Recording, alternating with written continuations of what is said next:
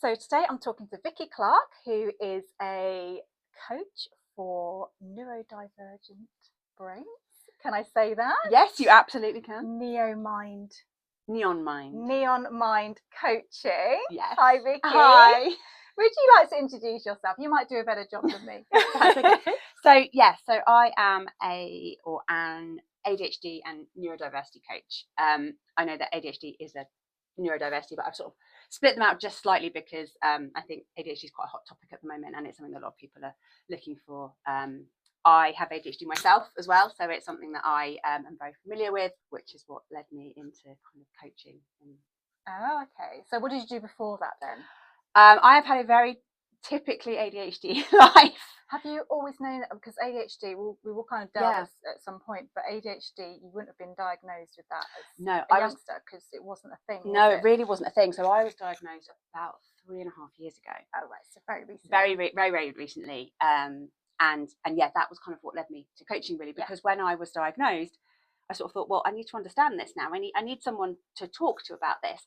And honestly, I didn't feel like I need therapy, because I didn't feel like that was actually where I was. I didn't feel like there was trauma or anything like that. But I wanted to understand my brain. I wanted to speak to somebody about it, and I really couldn't find anyone to talk to. It was all kind of, say, therapists and counsellors, and that wasn't the space I wanted to be in. So I kind of went, oh well, I'll go and learn for myself and go and be that voice, hopefully, for other people who are on that diagnosis journey, and maybe I can help them where I couldn't get that support myself.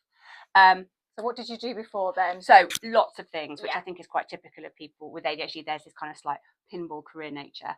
I worked for the police for a while. Wow. I did IT sales for a few years. I then became a scuba diving instructor. I then had my children, and then for the past few years I have been selling gin for local distilleries. Yeah. Love it. So you're still doing that? No, I've stopped doing that in order to focus on the coaching now. But very eclectic, very people focused, always quite fun, quite energetic, high energy kind of roles. But quite bouncing around, which I think is something that is. And is that because you just feel like you can't settle in one role, or do you feel like you're a bit itchy, you want to try something else? I think there's an element of being a little bit itchy. Yeah. Absolutely. Of just kind of, I can't even watch TV without going, oh, this is, those paramedics look fun. I wonder what that would be like. Oh, I wonder what it would be like to go and live in Nicaragua. Like, I just constantly questioning, seeing so many possibilities. That it feels quite boring almost to stay doing one thing. And it's not intentional. I don't start a job thinking, I wonder how long this is going to last. But there definitely is an element of, there's always something else going on. But then there's nothing wrong with that, is there? I don't think so. I think society kind of makes us, conform. When we're at school, what do you want to be? Yeah, absolutely. And you want to be that one thing. Yeah. It's like, why should we just be that one thing? Why can't we try different things? Yeah, absolutely. And I think also, we work for so long now as well. If you think you leave school at 18 and go to university, and then you're going to be working into your 60s, 65, the person you are in your 20s, 40s, 50s are very different people. So to me, it feels kind of strange to think that I need to make a choice in my teens that impacts the whole rest of my life, and I have to follow one career path. And we have different experiences as we go along. So why not morph and change as these things happen to you, and as something occurs, kind of follow those little dreams and new threads. So you talk about sort of being neurodivergent. So neurodivergent, it's different terms, isn't There's so many different terms. Neurodiversity, or a neurodivergent. So that is so many different things. That autism. Primarily, so autism, ADHD. But then there's other terms. And then there's ADD. ADD. Yeah, we don't tend to use it quite as much anymore, but it's the primarily the sort of, I need to get this the right way around now. So that's the attention deficit. So it's the one without the hyperactivity. Okay. So they used to split them out. So ADHD is primarily looked at through inattention, hyperactivity, sort of inattention, hyperactivity, and that can either be physical manifestations. So hyperactivity, that's the typical, boys running around the classroom, not be able to sit still, the kind of fidgeting, all of that stuff. But what they're recognizing in women now is that hyperactivity is internal. Mm-hmm. It's those your brain can't switch off. Yeah, it's the overthinking, it's the constantly kind of lying awake at 3 o'clock in the morning, replaying conversations from months and months ago, and it's just the 17 different things going on all at once, which then can lead to overwhelm and burnout and all of the other stuff that really women are really good at masking and hiding, which is why it just hasn't been picked up in women for so long. So that's kind of where ADHD fits in, and then you've got autism, spectrum, which is a spectrum again, and I think again autism gets a bad rep sometimes because a lot of the things we see when autism is depicted in, especially in the media or in TV, people, Rain Man, Rain Man, classic.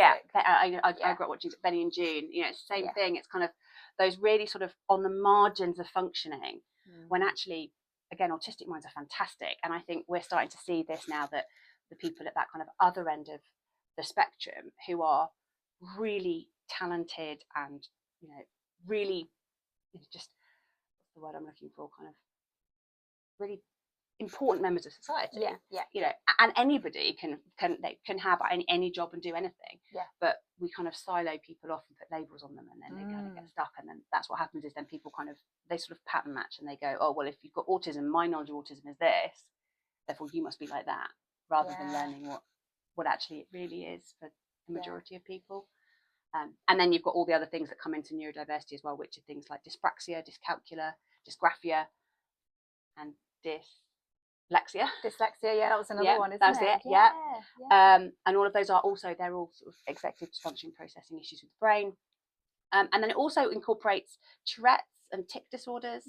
And then there's some research at the moment that's even starting to look at whether we can kind of also include sort of some brain injuries into it, because of the way that they're all kind of classified. It's all to do with executive functioning in the brain and the way that our prefrontal cortex works. And I'm not going to go into the neuroscience of it because it all gets a bit messy. But if you have injuries in that part, whether actually it kind of, those injuries can also become that kind of neurodivergent. So it's almost like you can develop it then, or it's a symptom of. The jury's still very much out on that, and I'm not a psychologist, so I don't know. So they don't really know. I think there's a lot of research going on. There's a lot of unknown anyway, especially with autism and things. I think so. We know that. Thankfully, there's now a huge amount of research being done, which is awesome, because it just means that the body of what we know about it and how much we understand of it is only going to grow in the next few years. There's too many theories out there, and which we won't dive. Exactly. There's a lot. It's ridiculous. And then you get mum blame. It's horrendous. It makes me so angry. It makes me so angry, all of this, because there's just no evidence that any of that stuff is, what we do know is it's very, very heritable. So, I think it's something like 80% of it runs in it runs in families, which is it's I mean, I'm on a different stance. I mean, I think it's Chris Packham. I don't know if you saw his series. He's brilliant. It's really good. And I can't remember what the stats was. And he said, whatever it was, percentage of the population are diagnosed. And obviously the diagnosis of those is going to be lower than those that are actually living with it. But I believe that actually those that are neurodivergent are in the majority. That's just my personal. I think it's really interesting. And I think all of the numbers that are thrown around at the moment, and all of the stats, are going to change massively over the coming years. Certainly, we know there is a massive difference between the number of people that are diagnosed and the number of people who are living with the condition. But also, I think it may even be that the diagnostic criteria will alter over time as well. There is at the moment, the need for you to be able to prove that you've had it since childhood, which is really difficult for people who are coming in their 40s and 50s to be diagnosed, to remember what their school days like, or to even have their school reports. I remember when I was diagnosed, they're like, we need to speak to somebody in your family to find out what you were like as a child. Now, there are some people who just don't have that kind of relationship with anybody, or there's a huge amount of shame that comes with it too. So they're like, actually, I don't want to speak to my family about what I'm doing until I've almost got a diagnosis and can kind of hold it up and say, this is what I've got. So, there are these barriers to even getting a diagnosis, which means there's this huge gap between the people that are diagnosed and the people that are sort of self-diagnosing really. And having a diagnosis is it's not a short process, is it? I mean, would you go through the NHS? Would you go privately? You can go through the NHS. I think there are talks that the NHS waiting list is something like 10 years now. Which is that for an adult? Because for children, they go through CAMS, don't they, when they're in education? But it's so difficult because, again, if you're going through the NHS, you've got to go to your GP first. I mean, and got to get an appointment. Good luck getting a GP appointment, and then good luck getting a GP that actually will listen and will believe you and will then refer you. And there's a lot of forms to fill out. And one of the things people with ADHD are very bad at doing is filling out forms, especially where you've got to kind of write about things that you find difficult.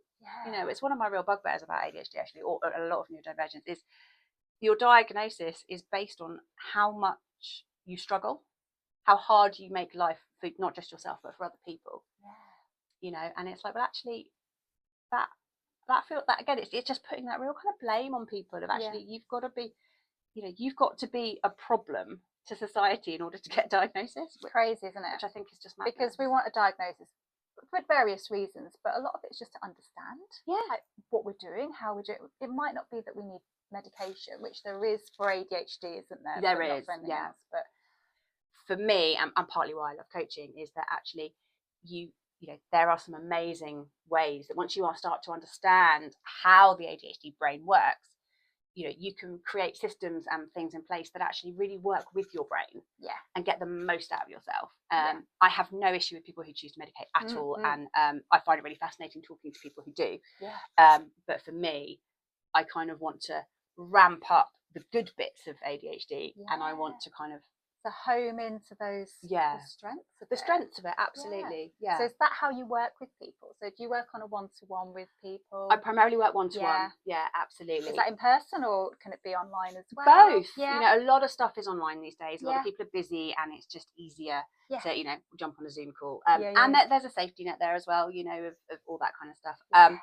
But I love working one-on-one with people, and I love working in person with people. I'm a big believer in getting outside as well, so I love doing a bit of sort of outdoor coaching, going for walks, so it's not all just kind of sitting down staring at people, because again, that can be just intimidating. Too much. It's quite a lot, isn't it? This kind of idea of I'm going to go and sit on someone's sofa and like bare myself. And also, like with autistic people, they don't want to be looked at. No, there's quite often don't, and eye contact can be difficult. And I'm, you know, it's just really nice to get outside sometimes. So I just love going for like walks by the river with clients, or even just meeting for a coffee, and it just feels a bit low pressure, you know, a bit low stakes. It's not like this big thing. So I'm really flexible in the way that I work with my clients.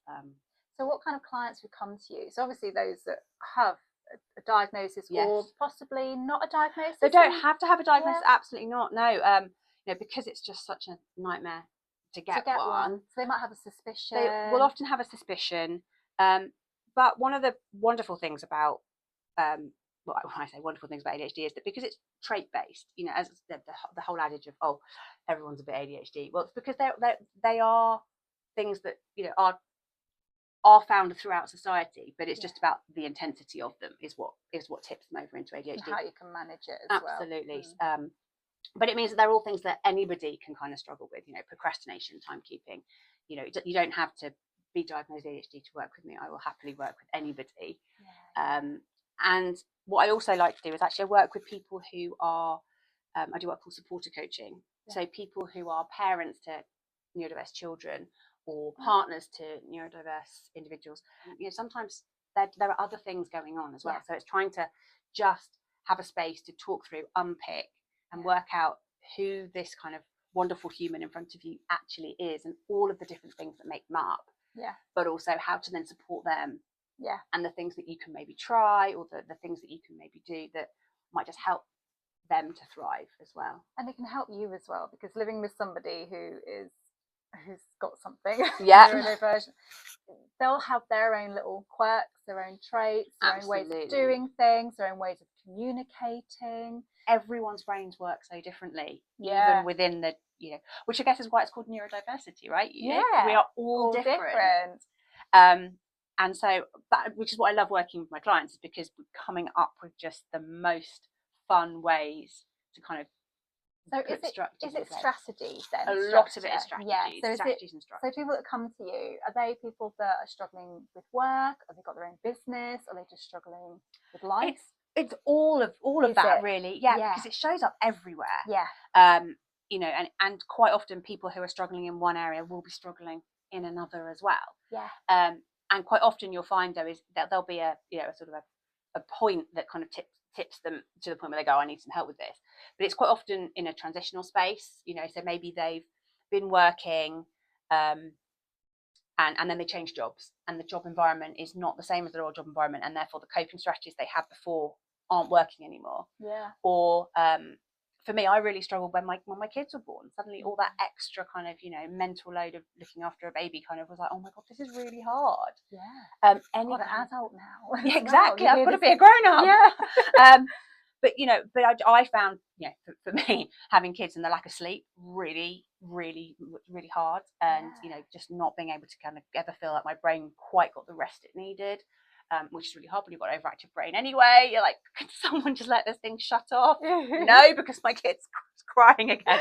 You know, I found I really struggled when my kids, and they do again. You know, people with ADHD, autism tend to have higher rates of postnatal depression and things like that as well. So there's a lot of stuff that kind of comes into that. But yeah, you see it, and there's a huge amount. I mean, you can't move, or I can't move, certainly on Instagram now, without people trying to tell me that perimenopause and ADHD are absolutely interlinked as well, and that symptoms start to really ramp up again when you kind of hit that kind of menopausal point where it's all to do with hormones. And there's again a lot of research. I don't know all the ins and outs of it, but into how hormones impact ADHD. But there is a lot of research on that, which is why again women and men react differently to, or have different. Yes, I am. So again, when you were talking about kind of all the different jobs that you've had, I haven't been that bad in that sense, but I've never settled. I've never settled in a role. I've stayed in roles and I've moved about in companies, but I've never been truly happy until now. I'm doing my own thing. I think that's it's good that you found it now. I found it, and I'm creative, and I'm quite good actually at focusing. At the beginning, it was very hard. I put a lot of pressure on myself, and because I come from corporate, I felt like I had to keep working in that way as well, and I felt quite guilty. So that was quite difficult. But with the creative brains, that can be, you can be all over the place, can't you? Oh, me. You get all these different ideas. So many ideas. There's so many kind of, which is like real kind of big picture thinking, and this real kind of just everything is possible. Everything's a possibility, and I think that's the thing. I think you're absolutely right. You know, that it's really difficult when you've been in a corporate world, or you know, I always kind of say it's terrible time to be a woman, even though it's probably the best time to be a woman, of, you know, growing up in the sort of 80s and 90s and being told we can have everything, and kind of you must go and get a corporate job, and you must go and have a family, and you must go and do all of this stuff, and the pressure that gets put on us as women to do all of that kind of stuff kind of means that everything else kind of shuts off a little bit. And you can just the overwhelm, the kind of burnout, all of that stuff, when because we do end up doing it all, trying to working, do it all, and then we got to do the dinner, and then we've got to sort the kids out, and trying to live within structures that other people have created as well, when actually they don't work for neurodivergent brains, and actually, but never really having the confidence or the space to kind of think, well, actually, what does work for my brain? What do I want to do? What does make me happy and makes me thrive? So I think there's a lot of that, you know, which is why it's great that there's so many people sort of, I think, being diagnosed now and actually being able to ask themselves those questions and listen to what the answers that their brains are telling them, rather than just trying to kind of plow through in something that doesn't suit them and doesn't serve them. I'm seeing a lot of people actually on Instagram about my age that are being diagnosed with ADHD, and a lot of them have got their own businesses as well, because it's or it's either their children are diagnosed, or it's I've now found that actually I could not work for a company because for this reason. I know, and there's huge amounts. The other kind of side of my work that I'm trying to kind of grow a little bit more is actually going and speaking to businesses and helping them understand that, you know, especially in this late diagnosis situation, that they will have neurodivergent employees. But they say that if you've got ADHD, you've got autistic traits. Is that correct? There is overlap within them. So certainly there are some things which kind of fit into both boxes, but there is obviously this large kind of what they call ADHD. So this kind of overlap of both of this kind of both. And I think that's a lot more common than people realise. Yeah. I mean, I'm the same. My diagnosis is ADHD, but the more I the more I understand myself, and the more I kind of look at my reactions to certain things, and I think, oh, that's more autistic than it is ADHD. You know, and so I kind of and I'm still in 2 minds. Do I even go down a route and get another diagnosis? Do I want to know? Yeah, do I need another little stamp on my little coffee card of diagnosis? And it's also interesting when I talk to people. It's funny because ADHD, like I said, there's this kind of buzzword around it now, so it's almost not trendy, but it's a lot more accepted. I think there is still a huge amount of shame or just fear, a lot more worry, I think, comes with an autism diagnosis for people. I think they think there's a lot more social stigma still attached to that. Yeah.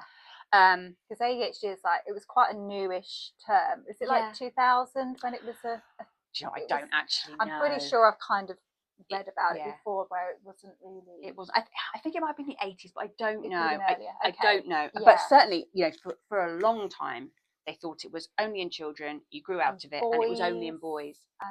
And they, as you say, bouncing about all the time under the table. And the growing out of it is that no, they just learn to sit still. They didn't ever grow out of it. But then they were missing all of the girls, all of the women who were just inside their own heads constantly. I do know of parents, especially, who don't want their children diagnosed. They don't want to label them because they feel like, oh, everybody's got it. Yeah. As you said, this trend, this buzz. Oh, they're all autistic. They're all ADHD.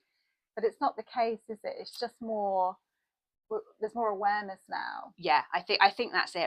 I can empathise with them because I think it is really difficult. You sort of don't want to label your child. No. You're worried that it's going to put them down a path that once they're on that you can't get them back from. Yeah. And I think and you're worried it's going to stigmatise them and all that kind of stuff. And it's really tough, and it's a really personal decision for anybody to make. And it's that kind of thing. Again, that's what coaching is for, to kind of talk through those options, to kind of play out those roles and kind of make those decisions with someone who, I'm not going to give you advice, I'm not going to tell you what to do, but I'm here to listen and not to judge. You know, I've heard all of this, I've thought all of this myself. You know, I can kind of offer signposting, and I can kind of, but also, you know, these are conversations that people don't necessarily feel like comfortable having with family members or with friends, because they don't understand or they're not in the same situation. So that's kind of what that's what the supporter side of the coaching is for, is to kind of allow people to talk through those thought processes and come to their own decision. But no, you're absolutely right. It isn't that everybody is a bit ADHD these days, or everybody has autism. No. But I think when you go from, the opinion years ago was sort of 4 or 5% of the population, and now we're talking maybe it's up to 20% of the population. We've got a big gap of people who, we need to kind of understand. And so it looks like we're on a massive curve, but all we're actually doing is trying to get from a low point to a higher point. And once we get there, it will then steady out. But we've just got a big backlog. And we think about, there's a lot of adults that are walking around with it. Absolutely. My parents' generations before. Well, and that's exactly it. Yeah, it's always been here. But people just lived with it. They just had to, Well, we use different words, didn't we? We used bit quirky. They're a bit different. They're a bit eccentric. They're quite, they're quite loud, or they're quite introverted, or again, depending on which, whether it's ADHD or autism or other things, or but there's also this idea that, again, there's a soapbox I could go down on for hours about how modern society kind of equally amplifies. It's not creating these neurodiversity burdens, but it's amplifying them. It's a throwaway comment is, well, nobody had dyslexia until everyone learned to read. It's that, but obviously dyslexia is hugely bigger than just not being able to read, but it's what kind of shines the lens on it.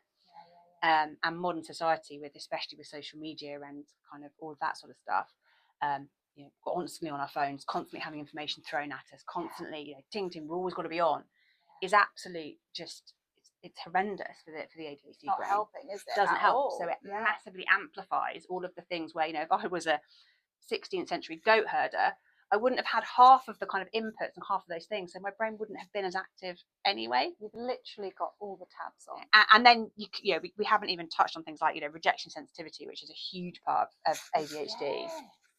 Which again, social media is just pouring help, into, yeah. because you know, when you've got that real feeling of, you know, fear of rejection, and that, you know, this kind of just feeling that, you know, you're somehow everyone somehow in a WhatsApp group talking about you, about how much they hate you, you know? Or anything negative. Yeah, so anyone who's trying to navigate social media and post anything, and then like, well, how many people have liked it, how many people have commented, what's going on, just spins inside your brain. It becomes obsessive. You know, we didn't have that 100 years ago, 200 years ago, so we didn't have that to worry about and to feed into it all. So it's, you know, modern society is, it's not great. It's not great. And so you don't work with children though, do you? No, I don't. So you support adults with children that Yeah, have been diagnosed or possible absolutely, diagnosis. yeah. But it's mainly adults, men and women. Adults. Yeah, men and women, yeah. But so with strategies, do you help with the creative side if they're trying to home in on something? I help with absolutely anything. Yeah. You know, again, it's just having a space for them to be able to come and talk about how their brain shows up without having fear of judgment or being embarrassed, or that somebody else isn't going to understand, or that somebody who doesn't have that lived experience is going to maybe suggest, you know, strategies that aren't going to work because they don't understand how their brain functions. But yes, absolutely, just helping them talk through stuff, and, you know, not have to mask or be embarrassed about needing to, you know, have a chat, but also need to be pacing around the room or fidgeting, or you know, or just the tangents they might scrolling while I'm talking to you. Yeah, absolutely. All of that stuff, you know, recognizing that that's just, you know, having understanding that that's how the brain works, and therefore I'm there to kind of help them with all of that. Yeah, because I mean, you could have somebody that just cannot function in the morning. Like, I just don't know what to do first. Have my cup of tea or put the toast on. Yeah. They might have washing piling up. They just can't clean the house. Absolutely. They might, you know, where do I start? I just don't know where to begin. And that is quite often what happens, is exactly, you get to this point where you're just so overwhelmed. And there's get nothing done then. And there's this kind of, again, there's always this voice in the head that says, oh, but there's a right way to do this, and if I do it the wrong way, there's a kind of a perfectionism that runs through as well. And so it's quite, they can kind of almost get, like you say, to get stuck, because they're like, well, I don't know whether to have my coffee or my toast first, and then they don't have nothing because they don't know the answer. And actually but and it sounds really daft, and then they feel really embarrassed, like, well, how can that be something that I struggle with? Like, I'm a grown up, you know. I hear this an awful lot. It's like they kind of, you know, I'm an actual grown up and I'm struggling with this, what on the surface feels like, or looks like, a really simple thing, but actually there's so much else going on that you just need to kind of unpick it and talk about it, and then come up with some strategies. And sometimes it's just about talking all that through and coming up with a, you know, what's one small thing. But hand holding, it is a little bit of hand holding. There is a little bit of that, which I think is, it's actually really important to feel like you've got support. You know, there are so many people who just don't feel like they can talk about it, because either they get the oh, well, everyone's got it, so what's so special about you, or oh, I don't understand it, and now I'm sort of slightly scared of you kind of approach as well. Like, I don't know whether that now you're different and you're not the person I thought you were. So people don't often tell their friends. You know, especially in workplaces, there's a lot of people who will get a diagnosis and then just be terrified to tell their boss. What affects my role? Exactly. What if they think I'm not eligible for promotion anymore because I won't be able to do it? What if they think I can't manage people, which is, you know, absolute rubbish. Yeah, absolutely. You know, some of the best managers, entrepreneurs, CEOs, you know, are absolutely on the, you know, on the spectrum. Dyslexic. All of that stuff. Yeah, it's quite a lot of high flyers that are. Absolutely. But going back to, and people just don't, you know, it took me years, like, you know, I think I probably kept it to myself, apart from my husband, for probably a year after my diagnosis. And then I would be very, very careful how I would tell people, and would be kind of always on the watch for reactions, especially with that rejection sensitivity on top of it. You're just constantly looking for this. Is this a reason they're going to stop talking to me? I don't want my friend, they're going to change the way they are around me. So you kind of have to carry all of that, as well as trying to work out what's happened to you now as well. That sometimes just having a space where you can kind of offload all of that is a really helpful space. Which is what hopefully coaching can do. So you just started your coaching business, haven't you? Yes, I have. So I did all my coach training in 2024. Qualified to coach middle of last year. Amazing. And then have sort of launched the business, which is slightly terrifying, slightly overwhelming.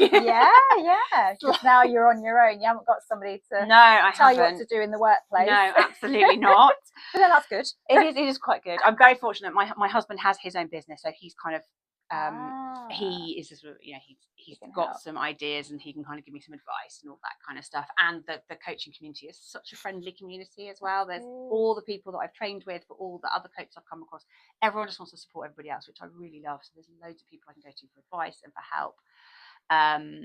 But no, it's been so exciting just finally being able to get out there and sort of start talking to people and sort of getting clients and being able to see the difference that it can make is really just so wonderful. It's quite different, isn't it, to sort of traditional coaching or coaching for somebody who's neurotypical. Yeah, absolutely. I think, you know, sort of the techniques and all that kind of stuff that we use isn't particularly different. You know, my coaching qualification is just a standard coaching qualification, but then I'm specialising down into neurodiversity through other courses and through my own lived experience and all of that kind of stuff. But it does mean that, yes, you look at things through just a slightly different lens. And, you know, there are definitely, you know, when I talk to people about some of the kind of strategies and things that they suggest to some of their more neurotypical clients, you're kind of like, no, that wouldn't work for me. Yeah. You know, my pet hate is the eat the frog technique. You know, people go, oh, just do the hardest thing first. And it's like, that is not the way the ADHD brain works. We need a run up to everything. We need to do the simplest thing first. Absolutely, you know, absolutely. Warm literally. up. Sometimes I write to-do list and then tick it off on my to-do list. I've done one thing. That's it. But you've ticked it. Yeah, you know, so it just, you sometimes just have to look at it through different lens, and that's kind of where I'm. And I know with me, if I wanted to work with somebody, a coach, and I had a diagnosis, I think I'd want to work with somebody who's also diagnosed. Yeah, well, that's.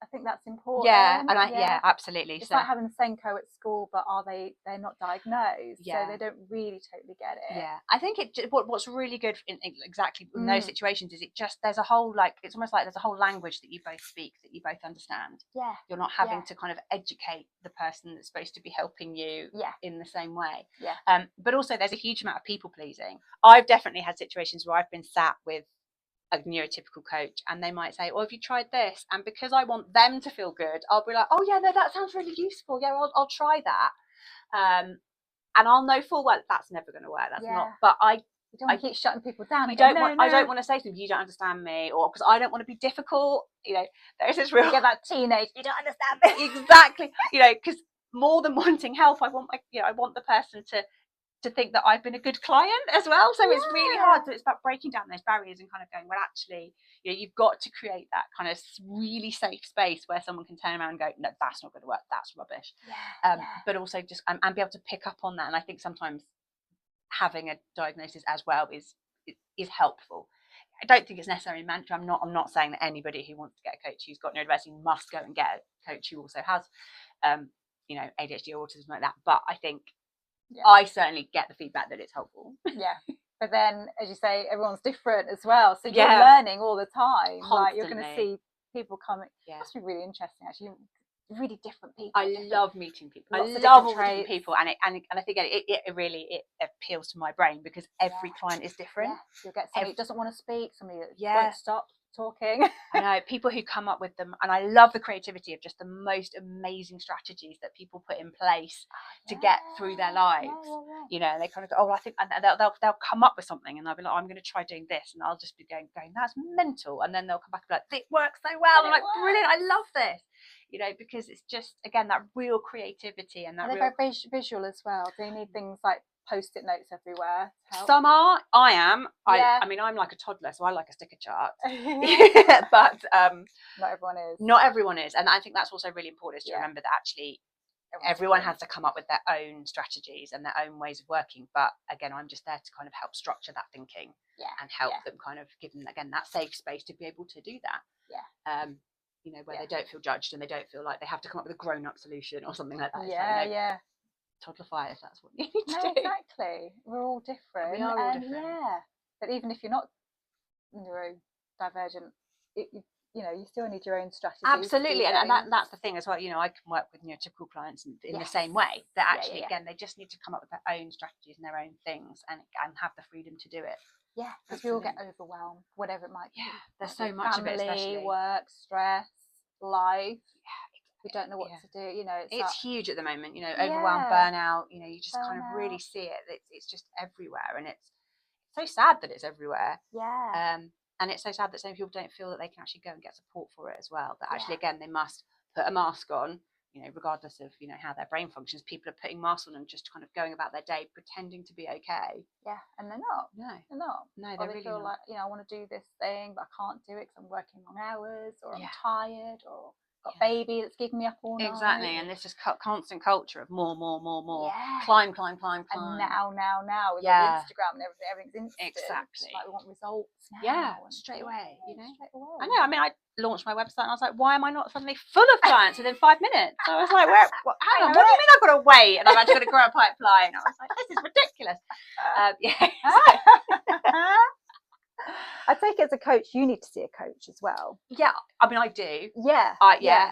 It's not mandatory. It's not quite the same as therapy and counsellors, but we have what we call supervision as well. So that's kind of higher up the tree. So we can take things to a supervisor who is a more experienced coach. Yeah.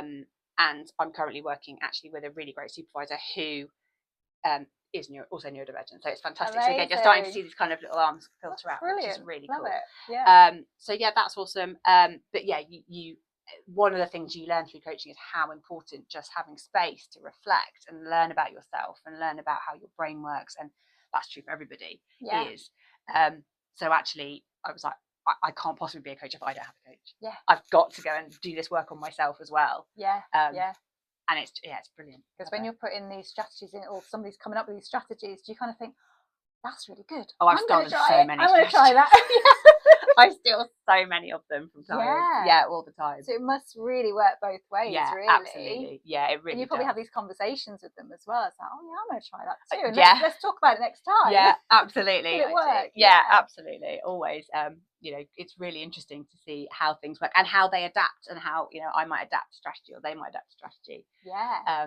Yeah. Or how just things change. Yeah. Absolutely. It's really interesting. And it's that safe space if it is just crazy out there that you just don't want to tell anyone. Like, we do this. Yeah. I've tried absolutely. Yeah, absolutely. Yeah. But also having the safe space to kind of go, well, that didn't work. Okay, well, that's fine. That's data. That's something we've learned. Let's try something else, rather than, you know, it's not about failing. It's not about, oh, well, you're a terrible human being, or, you know, because you can't do this thing. It's like, okay, well, we've tried something. Now let's try something else. Let's just keep experimenting. Let's keep playing. Keeping kind of playful, keeping kind of light is the best way to do it, I think, because again, there's so much negative self-talk and so much kind of, well, I can't do this and I struggle with that. And just the narrative around a lot of neurodiversity, again, it's about how much of a problem you are to society is what gets you your diagnosis. So we just have this negative connotations to it. So actually, let's kind of just try to put a bit of levity into that and actually look at it as in a more playful, experimental space, like, you know. Yeah.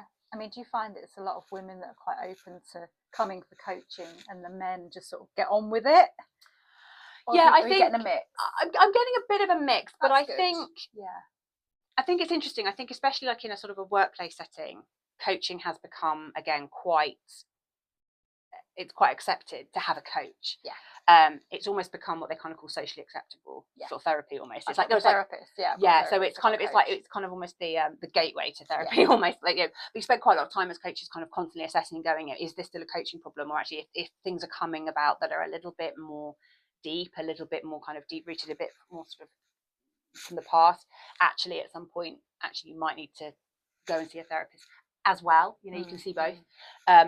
So there's a lot of gatekeeping going on in coaching as well, and keeping an eye for that, and maybe potentially signposting, and that's, it can be really helpful for people who again would never consider going to see a therapist, but actually to have someone else sort of say, I think this is something that you could work on, and often sometimes in coaching you can have whole coaching conversations getting them to the point where they are ready to see a therapist. So that's quite interesting. But yeah, I think especially as far as coaching is concerned, the gender split is a little bit more even in the workplace, but I think women are much more open to kind of life coaching, and I think ADHD coaching falls into a really weird middle space, that it's not really, I think there's a lot of ideas that life coaching is a little bit kind of, it feels a bit kind of soft and fluffy, so men would never say a life coach, but an executive coach is much more kind of like, oh well, that's because it's about leadership and it's about teamwork, so they kind of quite like that. So where I work in the kind of ADHD space is a bit of a middle ground. I'm sort of trying to come up with my own definitions of it. I kind of call myself like a personal development coach aside of that, and things like that. So yeah, that's a kind of a thing that I'm playing with a little bit in my marketing and a little bit in where I'm going and sort of looking, you know, as I kind of get out there. It's like, well, actually, who do I want to be speaking to? Where do I find my clients? Yeah. You know, and actually, if I want to work with there a both need for it? genders, am I going to find them in different places? It's going to be interesting. Yeah. Yeah. Wow. I'll have to get you back on in a couple of years' Yeah, time and and see what's where you're happened. at. Yeah. Exactly. So where can we find you then? So online. Online, so my website, which is neonmind.co.uk. Yeah. And then you can find me on Instagram at neonmindcoaching. Perfect. And Facebook? I am on Facebook. It's under Vicki Clark, so it's under my old one. Yeah. And then I am on LinkedIn as well. So you can find me all the socials, basically. You're all the socials. You can find me everywhere. Yeah, absolutely.